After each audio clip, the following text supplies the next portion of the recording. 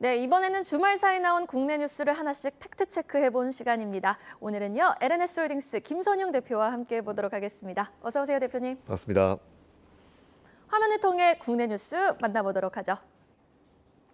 첫 번째 뉴스입니다. 우크라이나 사태로 최근 심리적 마지노선인 1,210원을 돌파한 원달러 환율이 1,250원까지 치솟을 가능성이 제기됐습니다. 국내 주식 비중을 줄이던 연기금이 지난 2월 21개월 만에 순매수로 돌아섰습니다. 다만 순매수액이 193억 원 수준으로 매수액은 크지 않고 삼성전자 등 코스피 대형주에 대한 매도세는 지속되고 있습니다. 컨테이너선 운임지표인 상하이 컨테이너 운임지수가 7주 연속 하락했습니다. 상하이 컨테이너 운임지수가 7주 연속 내림세를 보인 것은 2020년 3월 이후 2년 만입니다. 마지막 뉴스 보시죠. 시젠이 500억 원 규모의 자사주를 매입하고 주당 400원의 분기 배당을 결정했습니다. 오미크론 변이 확산으로 인한 코로나 진단키트 판매 호조 성과를 주주들과 공유한다는 취지입니다. 첫 번째 뉴스부터 살펴보도록 하겠습니다. 자, 연기금이 돌아왔습니다. 그것도 21개월 만에 컴백을 했는데요.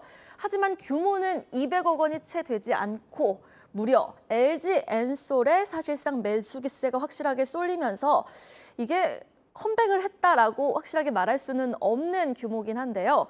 그래도 이번 주 코스피 코스닥 3월 전기 변경도 앞두고 있는 가운데 좀 수급적으로 기대해 볼 만한 종목이 있는지 정리는 해볼 필요가 있는 것 같거든요. 어떻게 보세요? 네, 일단 말씀하신 대로 이제 기사 제목 중에 이런 게 좀 눈에 들어왔습니다. 코스피 32조 패대기 연기금 21개월 만에 순매수라는 제목이 들어왔는데요. 일단 무려 20개월간 진행됐었던 연기금의 그 연속 순매도가 행진을 멈췄습니다.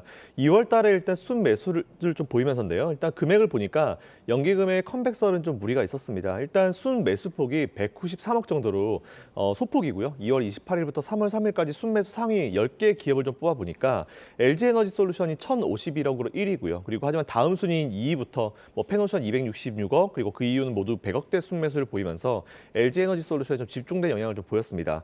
그래도 연기금이 관심을 가지는 업종을 보니까 좀 눈에 명확하게 보였는데요. 바로 2차전지였습니다. LG에너지솔루션 비롯해서 삼성 SDI도 188억 순매수했고요. 그리고 SK이노베이션도 100억 정도 순매수를 했습니다. 일단 제 의견은 연기금이 최근에 매수세는 단순히 제가 봤을 때 자산 배분을 위한 매수세 영향이라고 좀 판단하고 있고요. 아직까지 삼성전자를 비롯해서 대형주에 대한 매도세가 여전하기 때문에 LG에너지솔루션을 제외하면은 여전히 순매도 중이다라는 부분 좀 체크하시면 될 것 같습니다. 따라서 연기금이 돌아왔다고 이제 간단히 판단하기엔 분명히 어려운 시점이라고 이제 의견 드리고 싶고요. 그리고 추가적으로 말씀하신 대로 이제 이번 주에 눈여겨봐야 될 이슈가 뭐냐면 11일에 진행되는 그 코스피 시가총액별 규모지수 정기 변경입니다. 언제나처럼 이제 소형주에서 대형주로 넘어가고 그리고 소형주에서 중형주 그리고 중형주에서 대형주로 넘어가는 이 기업들을 좀 잘 보셔야 될 것 같은데 일단 각각 예상되는 기업을 좀 제가 살펴보니까 중형에서 대형으로 넘어가는 기업 같은 경우는 메리츠 금융지주, 메리츠 화재, MSCI에 들어갔죠. 그리고 DB하이텍, 그리고 한전기술, KCC가 예상되고 있고요. 그리고 소형에서 중형주로 넘어가는 기업 같은 경우는 FNF홀딩스 그리고 이제 일동제약, DTR 오토모티브 이 정도가 되는 것 같습니다. 일단 관심 종목은 제가 3가지 정도 준비해봤는데요. 카카오페이 같은 경우는 연기금이 1,476억 정도 순매수한 기업으로 좀 보시면 될 것 같고요. 카카오랑 카카오페이 일단 낙폭 과대로 여러분들이 지금 정도 포트를 이어가시면 좋을 것 같다는 말씀드리고 세 번째는 DB하이텍입니다. 제가 소개를 해드리고 수익률이 좀 제법 크게 났다가 지금 이제 절반 정도 수익 실현하고 절반 정도 가지고 있는데요. 일단 지속적으로 홀딩 의견 드리고요. 그리고 지난번에 제가 수익 실현 의견을 드렸을 때 절반 매도하신 분들은 그때 매도하셨던 절반을 다시 지금도 매수 가능하다라는 의견 드리겠습니다. 네, DB하이텍 같은 경우는 지금 시점에서도 매수 가능하다라고 의견을 주셨고요. 카카오페이 같은 경우는 연기금이 꾸준히 사고 있으니 지금 시점에서도 접근 가능하다라면서 매력적인 종목으로 꼽아주셨습니다. 자, 연기금 컴백 뉴스 확인해봤고요. 다음 뉴스 확인해보도록 할게요. 자, 올해 초 사상 최고치를 경신했던 컨테이너선 운임지수가 2년 만에 7주 연속 하락을 했습니다. 그럼에도요, 여전히 컨테이너 운임지수는 코로나 이전과 비교를 했을 때 10배나 높은 수준이고요. 이 러시아 리스크로 인해서 물동량 문제는 여전히 지금 불거지고 있거든요. 그런데 이러한 뉴스가 지금 해운주에 좀 하방 리스크를 가할 수 있을까요? 어떻게 보세요? 일단 앵커님 말씀하신 대로 그 상하이 컨테이너 운임지수의 대표적인 지수죠. 이제 상하이 컨테이너 운임지수 SCFI SCFI라는 게 있는데 7주 연속으로 하락을 했습니다. SCFI가 7주 연속으로 하락한 거는 앵커님 말씀하신 대로 2020년도 3월 달 코로나 이슈가 발생하는 그날 이후 처음인데요. 일단 아직까지 컨테이너 운임이 당시와 비교했을 때 거의 최대 10배 가까이 높은 수준이기 때문에 아직까지는 뭐 항만적 적체 문제도 해결되지 않았습니다. 그래서 다양한 문제가 있어서 당장 이제 내림세가 지속될 거다라고 예단하기에는 분명히 좀 이른 시점인 것 같습니다. 지난 금요일 기준으로 제가 살펴보니까 SCFI가 4,746.98을 기록하고 있었습니다. 대부분의 노선 운임이 좀 내린 가운데 이는 미국 등 주요국들이 이제 테이퍼링과 금리 인상을 예고하면서 시장이 긴축에 들어가면서 이런 영향이 좀 온 것 같고요. 긴축을 하게 되면 보통 이제 소비자들의 구매력이 떨어진다. 이에 따라서 컨테이너의 물동량도 자연스럽게 감소할 것이다. 이것 때문에 자연스러운 어떤 흐름에 맞춰서 조정을 준 것 같은데 일단 이게 장기적인 흐름으로 이어질까라고 봤을 때는 아직까지는 의문부호를 달 수 있고요. 제가 관련 업계 헤드 임원분께 직접 여쭤봤습니다. 그랬더니 올해 하반기까지는 항만에 대한 적체 문제가 해결될 것이 어려울 것 같다. 그래서 수출 기업들도 이제 자체적으로 현재 운임이 빠르게 떨어질 것으로 기대하는 상황은 아니기 때문에 조금 일찍 장기 계약을 좀 맺으면서 물류비 안정 쪽을 택하는 분위기다. 이렇게 제가 답을 받았습니다.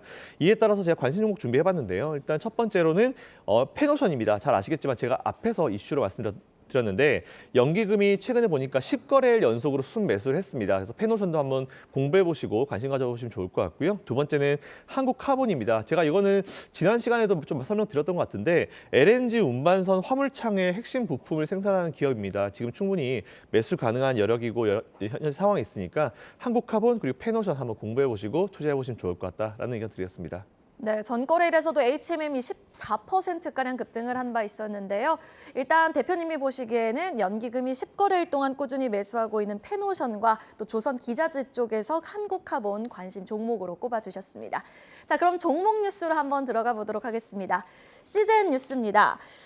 자사주 매입과 배당을 결정을 했어요. 키트 관련주들은 사실 일일 확진자 매일 20만 명 이상씩 나오고 있음에도 불구하고 고점 대비 현재 많이 빠진 상황이거든요. 이러한 자사주 취득 뉴스가 좀 상방 압력에 도움이 될 수 있을까요? 어떻게 좀 보셨어요?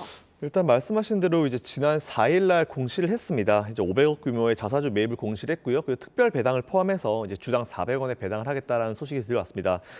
일단은 다 좋아요. 다 좋은데 정말 좋은 세 가지 세트가 있는데요. 일단 자사주 매입하면서 같이 소각을 해야죠. 소각을 하고 그리고 배당까지 했으면 이건 정말 더할 나위 없는 최고의 어떤 호재성 이슈라 볼 수 있을 것 같은데 우리나라 기업들은 자사주 매입만 하고 이제 소각을 잘 안 하는 경향이 좀 있는 것 같습니다. 완벽한 호재성 이슈는 자사주 매입을 하고 바로 그때 소각 발표를 하는 게 제일 좋은데 일단 지금 보면은 이제 앵커님 말씀하신 대로 현재 주가가 좀 많이 내려와 있는 상황이에요. 그리고 기업에서 이제 어떤 식으로 얘기를 했냐면은 현재 지금 주가가 저평가다. 그래서 앞으로 3개월 내에 주식 취득을 완료하겠다는 얘기가 나오고 있는데 소각을 안 하게 되면은 이제 이 상황을 이용해서 이제 주식을 바닥에서 매수하는 것밖에 되지 않습니다. 주가 좀 올라가면 매도해 버리면은 차익 실현이 되기 때문에 오히려 완벽하게 주주님들을 위한 어떤 정책이라고 하면은 자사주 매입과 함께 소각을 해버리면서 이제 완벽하게 했으면 좋겠고요. 어쨌든 그렇다 하더라도 이제 특별 배당까지 주면서 이제 주주들 달래기에 좀 잘 하고 있는 것 같습니다.